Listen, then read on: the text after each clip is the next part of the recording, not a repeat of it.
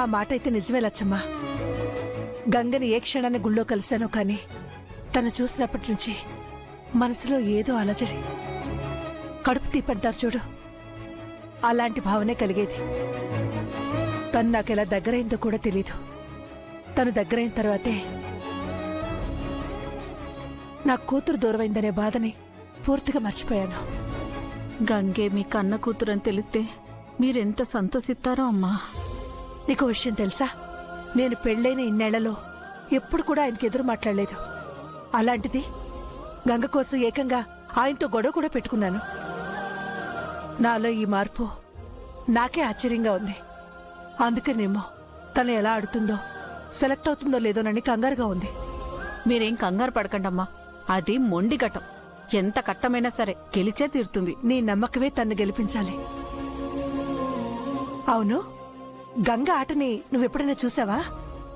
లేదమ్మా. నాకు గంగ ఆడుతుంటే చూడాలనుంది నచ్చమ్మా. మనం కూడా అకాడమీకి వెళ్దావా? అయ్యో వద్దమ్మా, అక్కడ అయ్యగారుంటారు కదా, అక్కడికి వెళ్తే కోప్పడతారేమో. పర్లేదులే లచ్చమ్మా, ఆయన కంట పడకుండా గంగ ఆటని చూసొచ్చేద్దాం. బోలెడంతమంది జనాలు ఉంటారు కదా, వాళ్ళలో మనం ఎక్కడ కనిపిస్తాం? పది వెళ్దాం. కానీ నాకు భయంగా ఉందమ్మా. భయపడకు లచ్చమ్మా, నేనున్నాను కదా. పద వెళ్దాం. ఈ పనులన్నీ తర్వాత వచ్చాక చూసుకోవచ్చు. పద.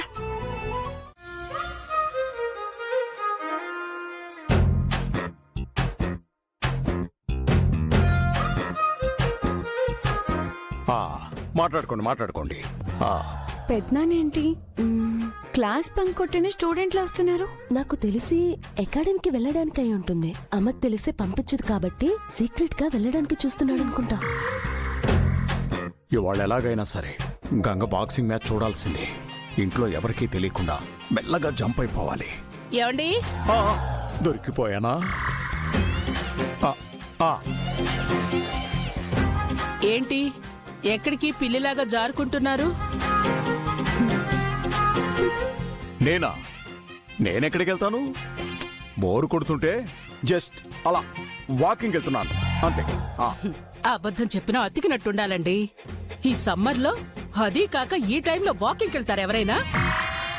వడదెబ్బ కొట్టి మంచాన పడతారు. వాకింగ్ అంటే వాకింగ్ కాదు, ఫ్రెండ్ మీట్ అవడానికి. అవునా? ఎవరిని కలవడానికి వెళ్తున్నారు? ఎక్కడ కలుస్తారు? ఇంకా డిసైడ్ కాలేదు. కారులో వెళ్తూ ప్లాన్ చేస్తాను. అవునా? ఏది మీ ఫ్రెండ్ కి కాల్ చేసి నా ముందే మాట్లాడండి. మరి too much Shakuntala. Teenage boy కి కండిషన్స్ పెట్టినట్టు నా మీద ఇన్ని ఎంక్వైరీలా? ఇంట్లో నాకు ఫ్రీడమ్ లేదా?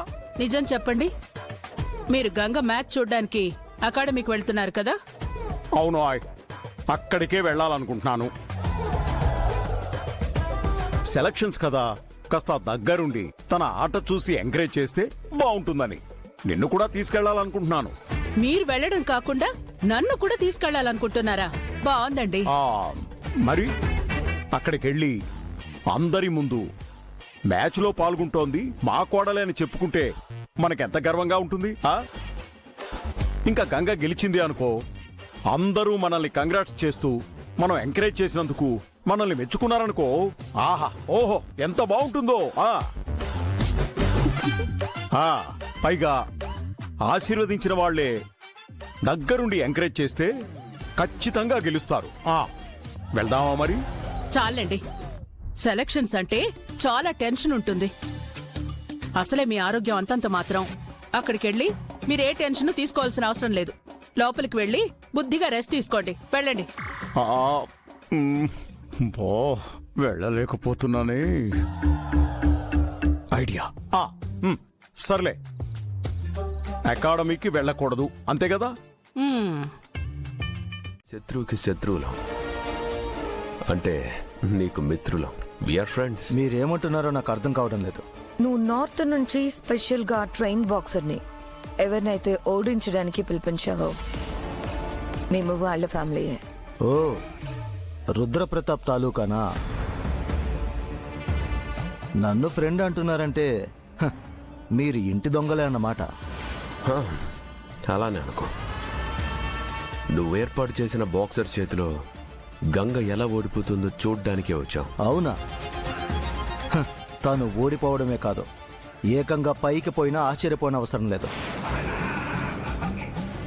Look at my player.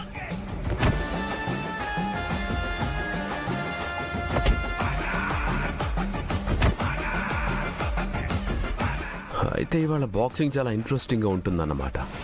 Good, మళ్ళీ కలుద్దాం. గంగ ఓటమిని సెలబ్రేట్ చేసుకోవడానికి.